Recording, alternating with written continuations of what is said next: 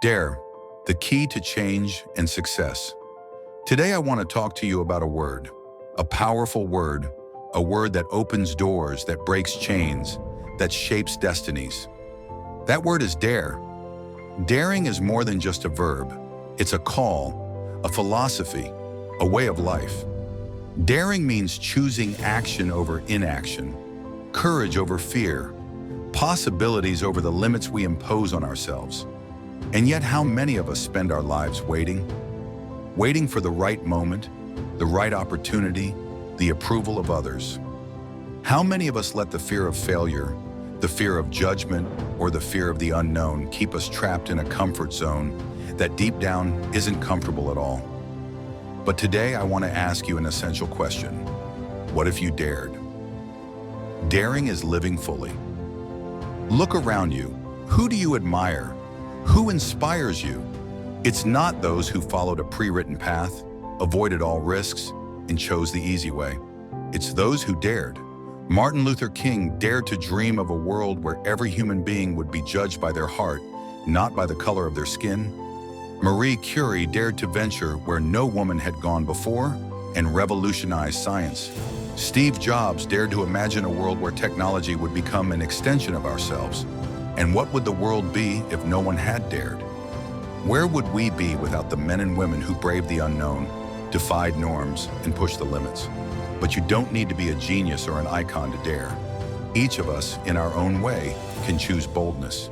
Daring is not climbing Everest overnight. Daring is taking one step, then another, and another. Daring is speaking your mind when everyone else stays silent. Daring is leaving a job that doesn't make you happy to follow a passion. Daring is saying, I love you, despite the fear of rejection. Daring is facing failure and turning it into strength. Daring despite fear.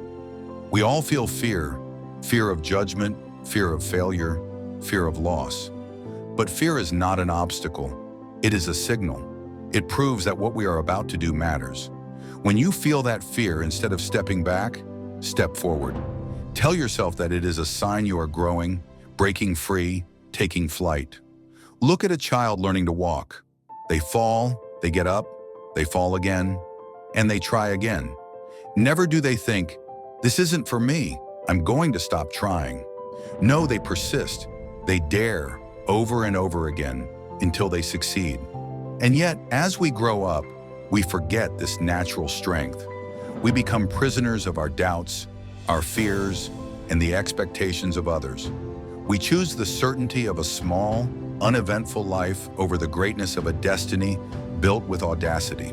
But remember this, nothing great was ever built on fear. Failure does not exist, only experience matters. If we don't dare, it's often because we fear failure. But failure, my friends, is not the opposite of success. It is a step toward success. Look at Thomas Edison, the inventor of the light bulb. He failed more than 10,000 times before he succeeded. When asked how he managed to keep going without giving up, he replied, I have not failed 10,000 times. I've simply found 10,000 ways that do not work.